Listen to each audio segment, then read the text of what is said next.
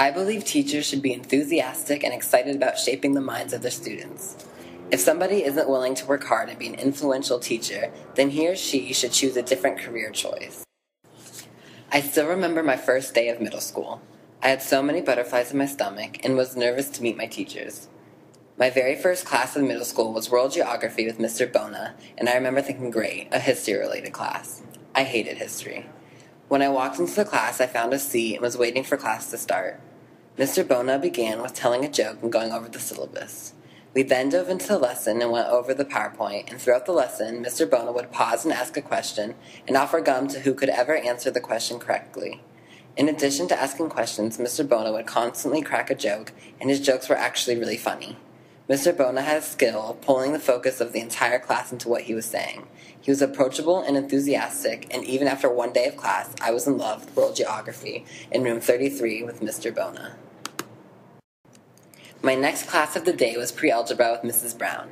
Seeing as math is my favorite subject, I was pretty excited to start class. I thought for sure this was going to be my favorite class of the semester. However, I would soon discover I was mistaken. Mrs. Brown was an elderly woman who very much resembled a toad. When she walked across the room to her desk, it looked like she would rather be anywhere else in the world other than in room 15 of Corey Area Middle High School. When she spoke, she spat her words as if they left a disgusting taste in her mouth. She was very strict and made it clear that she would have order in the classroom. Nobody dared to speak in her class for fear of the death look and being utterly embarrassed. Math was my favorite subject, and Mrs. Brown somehow managed to make me dread going to pre-algebra every day. Unlike Mr. Bona, Mrs. Brown didn't make learning enjoyable. Actually, she did the opposite. She made learning a chore and something every student dreaded.